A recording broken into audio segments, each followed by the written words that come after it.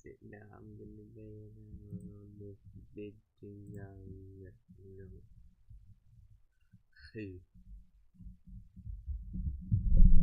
Hello and welcome to December 2020 monthly update. Test. Whoa.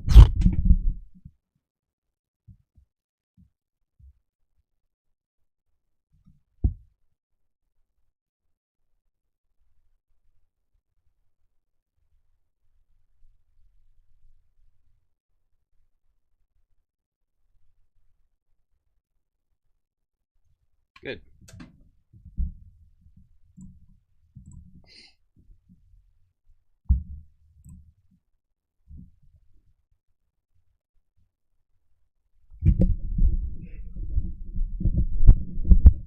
Hello.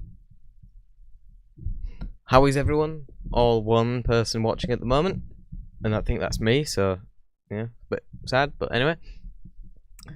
Welcome to the December 2022 monthly update and the final update of the year 2022. I'm a bit undecided about whether these are going to be continuing into the next year, because of course I covered 2021 with weekly updates, and I covered 2022 with monthly updates. I mean, no one really watches these, but then again, I'm not really doing it for that. I'm doing it to sort of document what's gone on in my life and my opinions on current events and stuff like that. Not that I ever really watch these back, but if this is just in case I die, and then one day people might come across these videos and be like, oh, this is what this person was. They're not really to be watched, they're just kind of to document. They're really just to waste space in YouTube servers, because they deserve the space wasting, the treacherous little things. But anyway,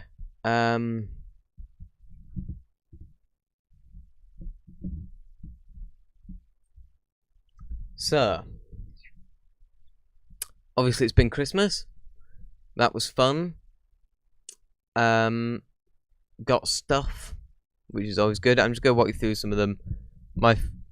The best things I got. I got. Well, I'll show you I got a couple of shirts, but they're not actually here, so I can't show them, unfortunately. I'll show you the one thing.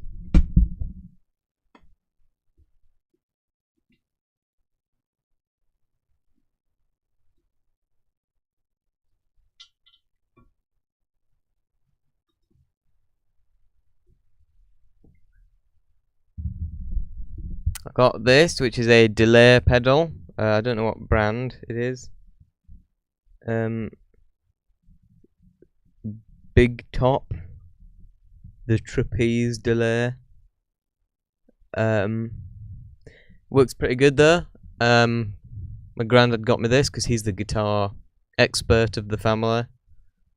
And so, I mean, I don't know, whether this brand is particularly revered in the guitar world, but it works, and that's good enough. I could always do delay, of course. I can do it in Audacity, but it's nice to be able to have the effect in real life as well, and also it doubles as an echo as well, because this knob here determines whether the difference between a delay and an echo, because a delay is just one repeat of the thing, whereas an echo is of course multiple repeats. And so it's a delay and an echo, and it's good. So it does need to be plugged in as well, which means I need to free up another. I'm gonna check, because at the moment I've only got a 2-plug adapter over there for me to actually plug stuff into, so I'm gonna have to change that to a 4. So then I can have everything plugged in at once, and I don't have to keep mixing and matching. But yeah, that's that.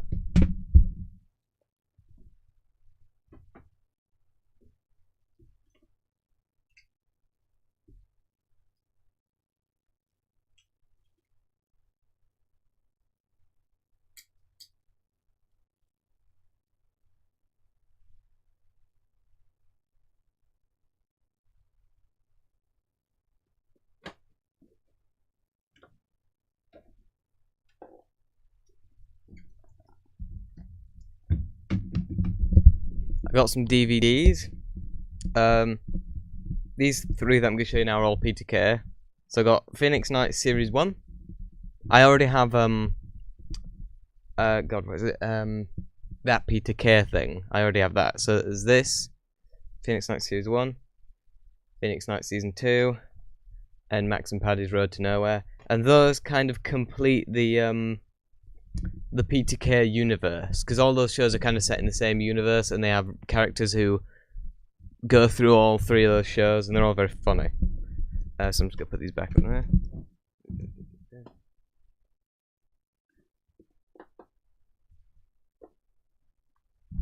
I also got 3 Doctor Who DVDs as well. I can actually get them to show you. Well, one of them is downstairs, so I'll just tell you what they are if I can remember, which I probably can't. So I'm just gonna have to get the website here so that I can't remember which ones they were. Because me and my mum have been watching through all my Doctor Who DVDs recently, and at the moment we're just starting pretty much from the beginning and filling in all gaps. So what I got on DVD, I got The Keys of Marinus, which we are currently watching. We watched the first 2 parts yesterday, and we're going to be watching the next 2 today, hopefully. We got The Aztecs. I wanted a special edition, but my dad was buying the DVDs and he never gets it right. I got The Reign of Terror and Planet of Giants. And so that is what... There's the 4 Doctor Who editions to my collection. I'm just going to keep getting them to fill in the gaps until I've hopefully got all of them. Which would be nice. I also got another DVD of Eraserhead, because the DVD that I had before, it had the film, but it was really old DVD, so that it was in the wrong aspect ratio, it was really low quality, and so my dad got me another DVD, but it was in fact the same DVD. So now, if I just get these,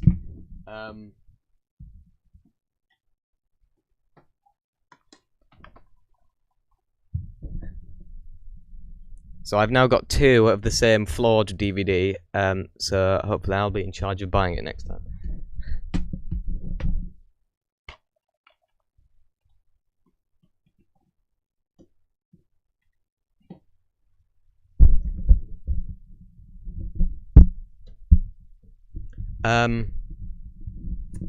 So that's that. I also got 3 books. I'll go and get these to show you.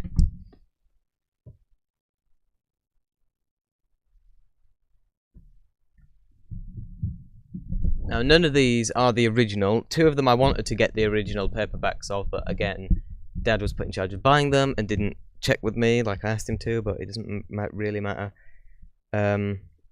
Although I am going to go back and get the originals of at least 2 of these 3 books. One of them I can't, because this first one, The Magnetic Fields by André Breton and Philippe Soupault, however, I mean, I don't know the second guy. André Breton is, of course, one of the greatest surrealist artists, and one of the first surrealist artists. And this was the very first surrealist piece of literature. There they are, there, both of the... André Breton is the one with the glasses, the blurry guy with the glasses. This was written in 1920. This is, of course, not the original, because they are both French. And also the original, because it was written in 1920, there are probably no original copies left. And if they are, they will be like thousands and thousands of pounds.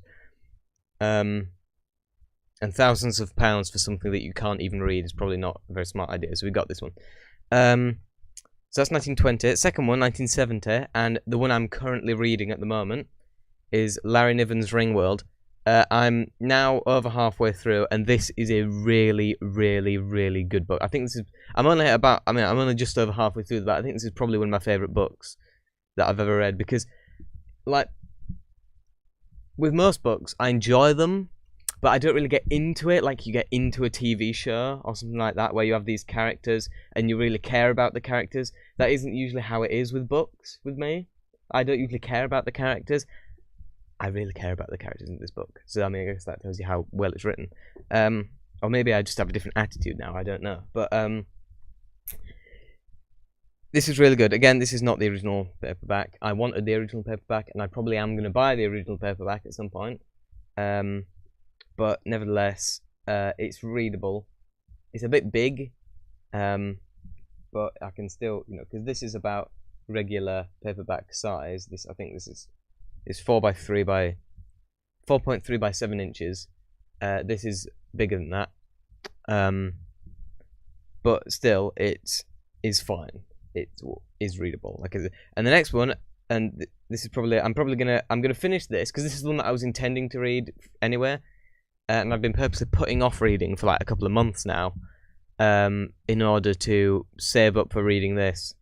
But after I finish that, I'm probably gonna do this one because this one's really small, so I can probably do this in a day if I really try. I probably won't really try, so this would probably take me about 2 days to read. But as you can see, it's really thin. It's only like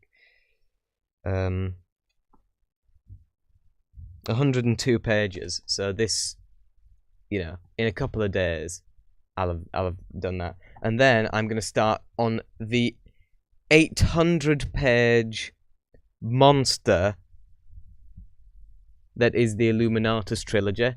This is a 90s copy. The original was published in 3 parts in 1975.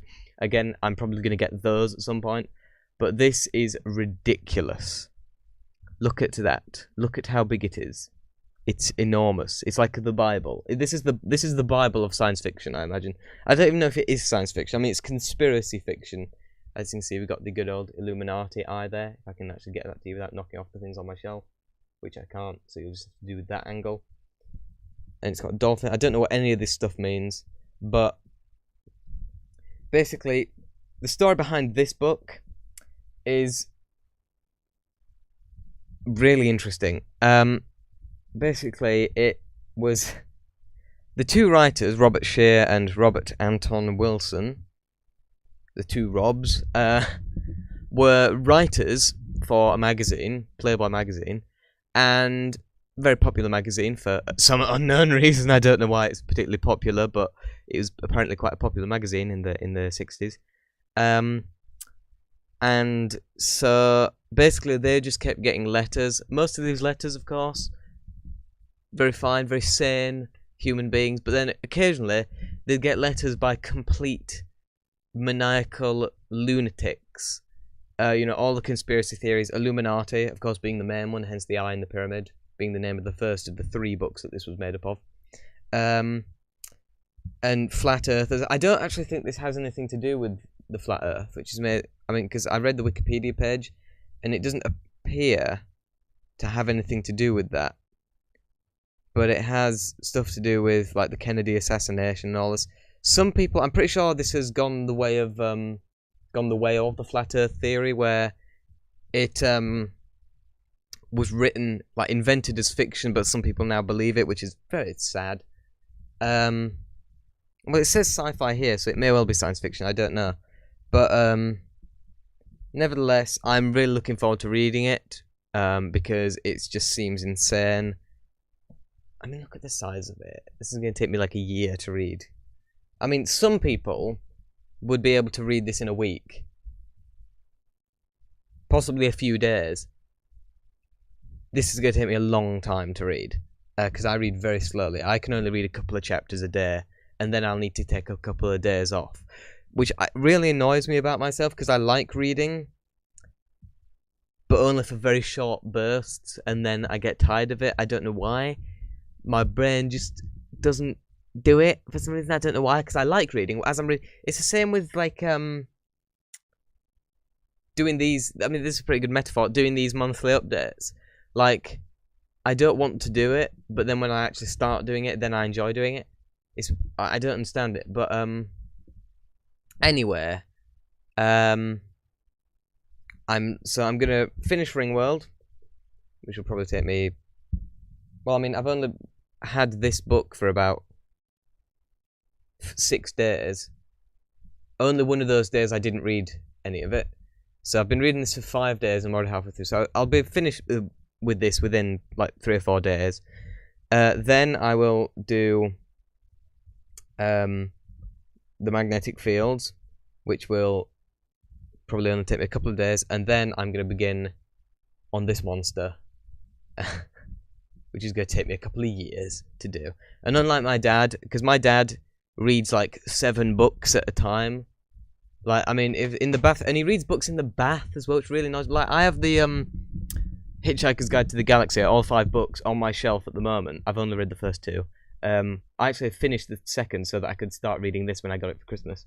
But I've got all 5 on my shelf, and they're on my shelf to protect them from Dad, because he read them in the bath.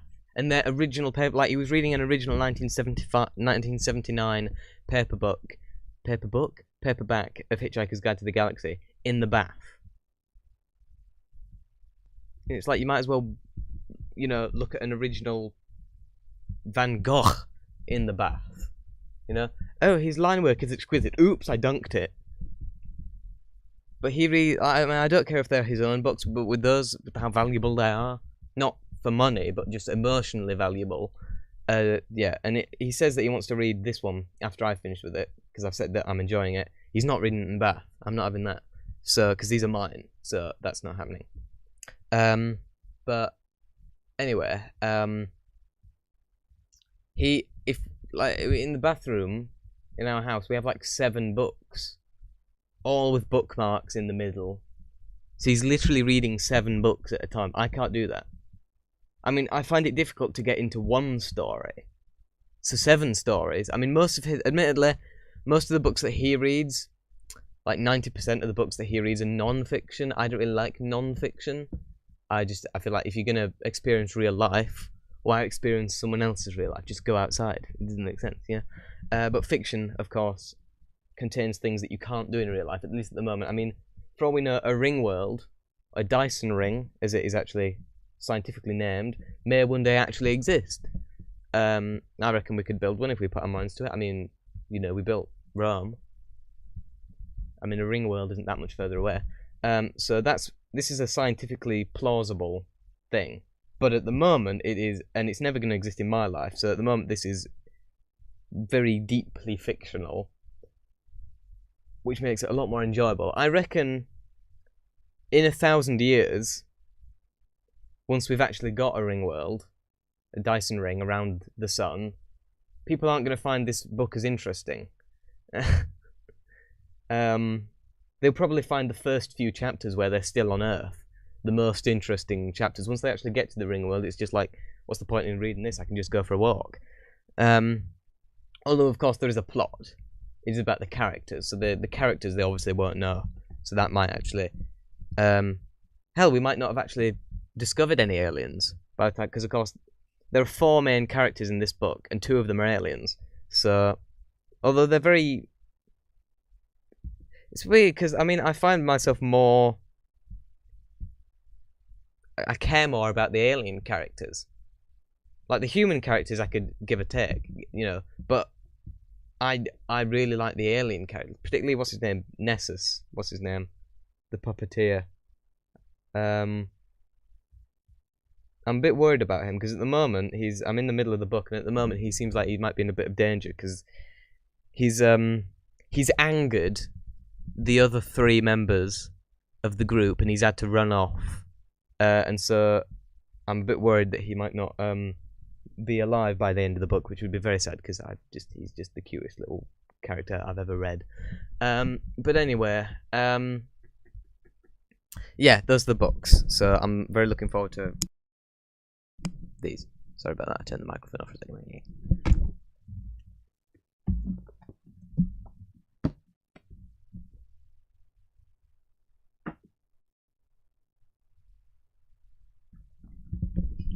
So that's that. I've also, so I think that's all the well, it's not all the presents, but it's all the notable presents. I've got little things, you know, little surprises and stuff like that. But those are all the ones that matter.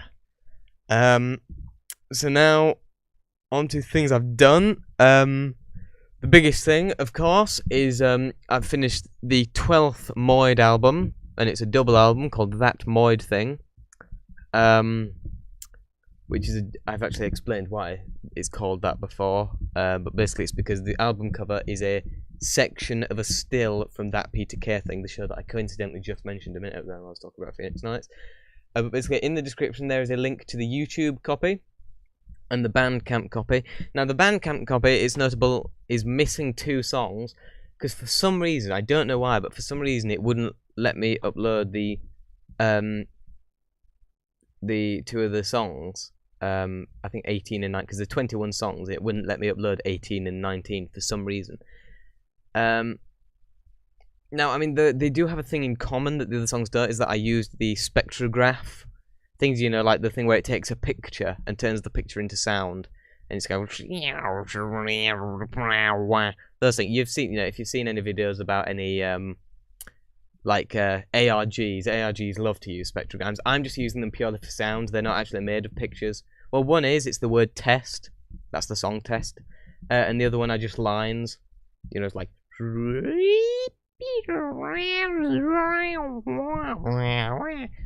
just purely for the sound. A bit like Oramics, if you know Daphne Oram. Which you probably won't, because none of people now know anything about the BBC Radiophonic Workshop. Which is unfortunate, because they're some of the most important musical pioneers in history, but whatever. If you people don't want to know history, that's up to you. And then another thing is I've just started a new channel. It's called NB's Alternate Album Mixes. I'm currently creating an alternate mix of Fleetwood Mac's Tusk, which is my favourite album, and I don't want to leave it behind. I need to move on, because as I will be talking about later, and as you can probably see in the description, I finished off Fleetwood Mac, so I've now listened to every single Fleetwood Mac studio release and 2 of their live albums, the 2 main ones. There's also a 3rd live album, but because that was a live album for an album that I didn't really like, I didn't bother listening to it. But anyway, I need to really separate myself from Fleetwood Mac, because I'm a bit obsessed at the moment. But I'll try to listen to other stuff, and it's just like, no, I just want to listen to Fleetwood Mac. I need to just not listen to anything for like a year, and then start listening to other things. But anyway, so this new channel is probably going to get copyrighted out of existence, but who cares? I don't. So you can go and subscribe and wait for that, and download my version of Tusk the second it's uploaded, so that it doesn't get... But then again, it'll probably be blocked before it gets uploaded, so... We don't know. It might not work, but it'll be a bit of fun, anyway. Films I've watched. I've watched 4 films this month, sorry. The first being Jason and the Argonauts from 1963. I watched it for 2 reasons. One, and the main one, is that it has Ray Harryhausen on the special effects, on the stop motion, and it's one of those classic films that I just haven't seen. And so I watched it, and it was all... I watched it, that's the first reason, as Ray Harryhausen. And then the second reason is Patrick Troughton is in a very small role in it as well, and so that's why I watched it. It wasn't very good. It was alright, and obviously the special effects are great, and it's great seeing Patrick Troughton in anything, but it's just kind of, you know, it's just I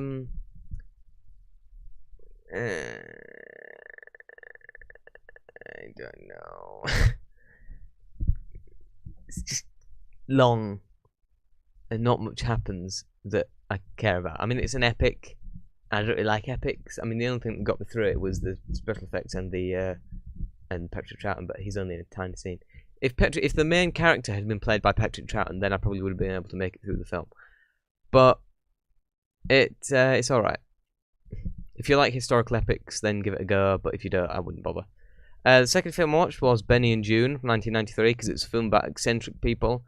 And as you can probably tell, I quite like eccentric people. And it has Johnny Depp in it, and I like Johnny Depp. Because he's weird, he's a bit weird. And he's been in a lot of weird films. He's one of these few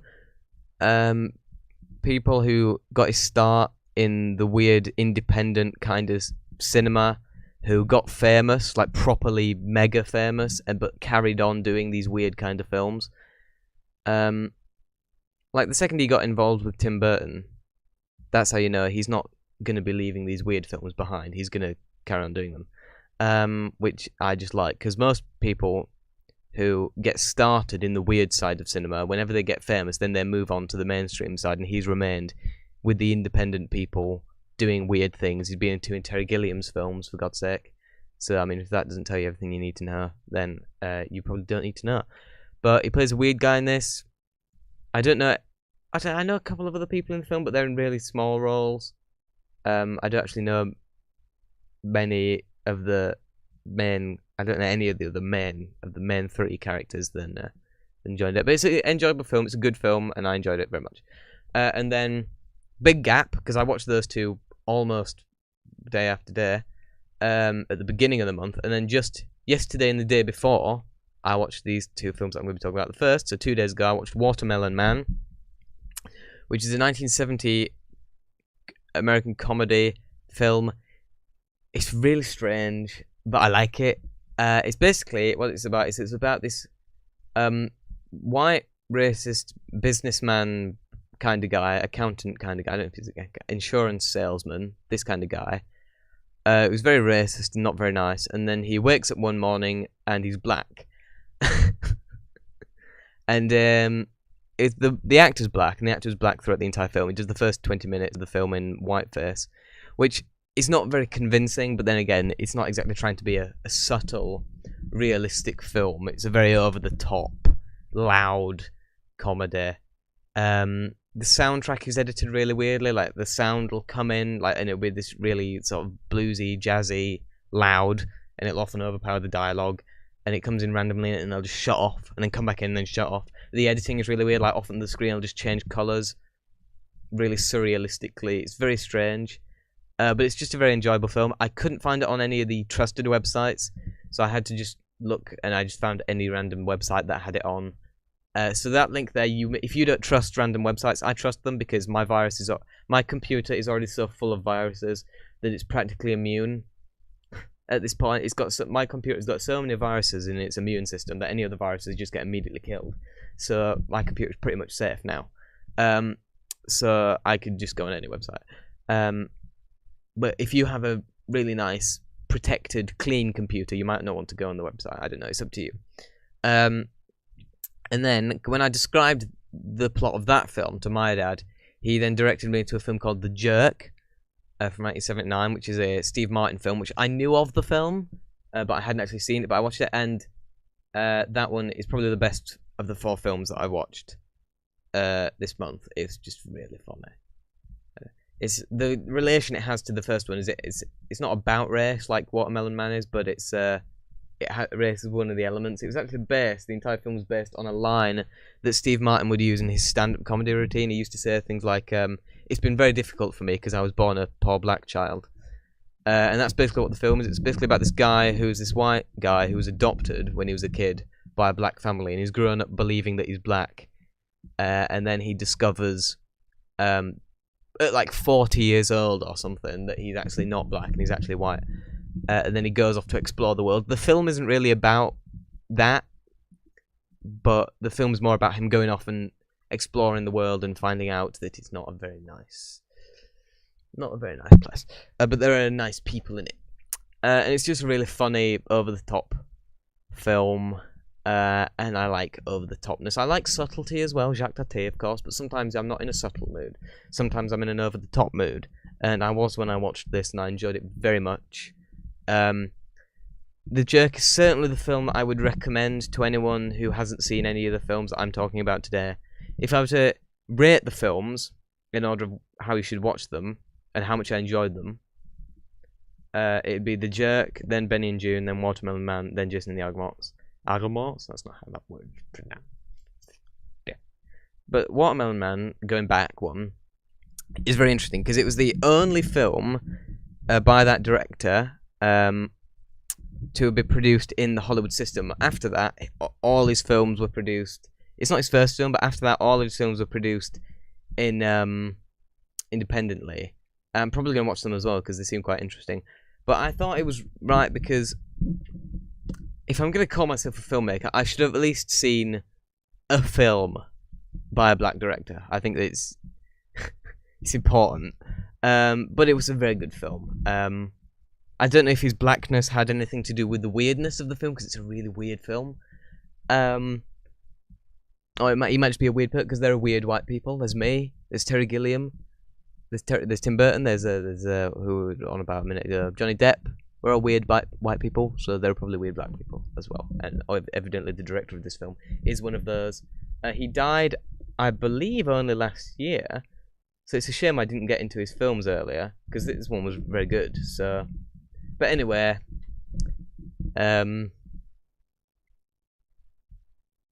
albums. Like I said, I just finished off my Fleetwood Macs. I can't remember much about these because I did this right at the beginning of the month, so I can't actually remember much about it, but I'll just go through them.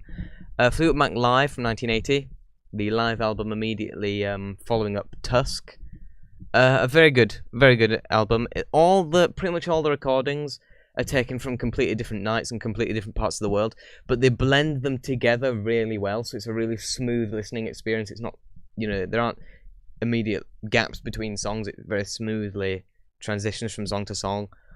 Some of the songs weren't even recorded with an audience, like they were just done as sound tests, or like just for family and friends, just privately. But nevertheless, they blend together really well because obviously during the performance, the audience is going to be mostly quiet anyway. They're always screamers, of course, but when the music is playing, you can't really hear it.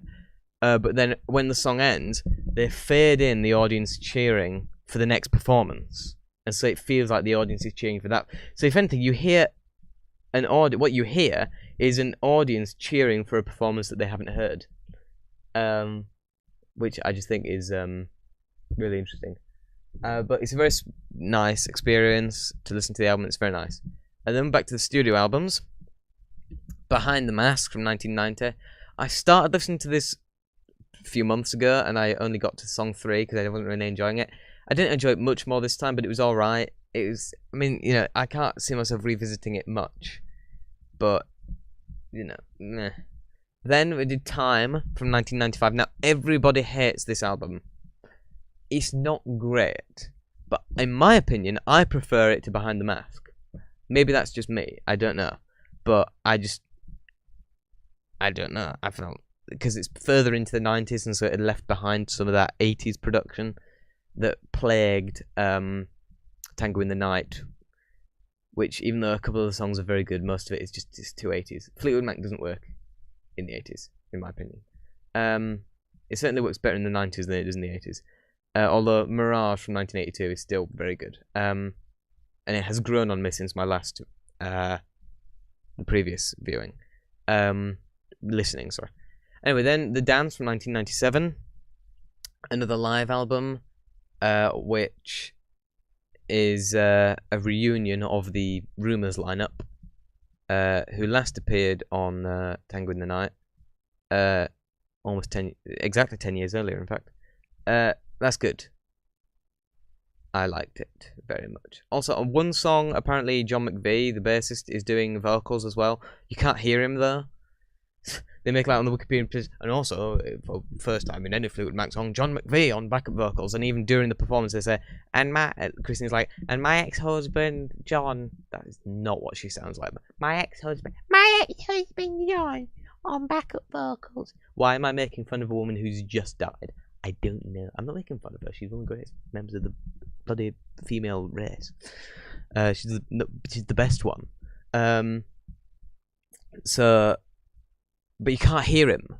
I was looking forward to hearing him, but you can't. I mean, at least even Mick Fleetwood has had a couple of vocals. He doesn't sing, but he just does this spoken word weirdness on Behind the Mask. After I finished Behind the Mask as well, I also listened to Lizard People, which was a single for that album, but wasn't actually on the album. That's a weird song. It'd probably fit quite well in the Illuminatus trilogy because it's about lizard people, which is obviously a big thing. Because of course all the royal family are all lizards and such. Apparently,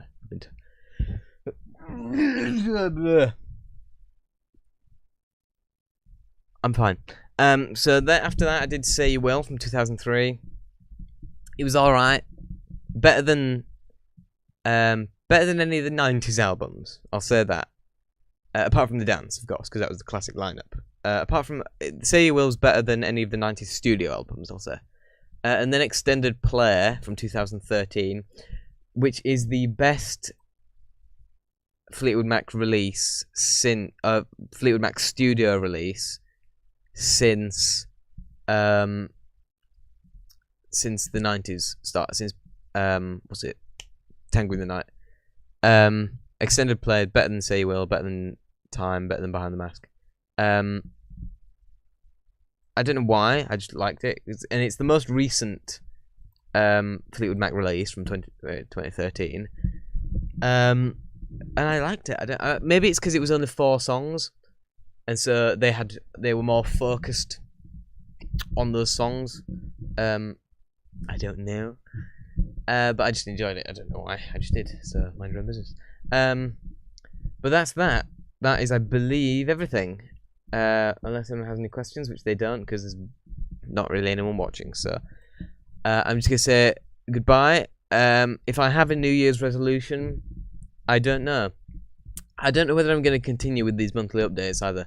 I mean, I might as well, because it doesn't take me much effort. But like this morning, because I do these at 4. Maybe if I move them back, because I always set my alarm for 2, and I didn't want to get up at 2.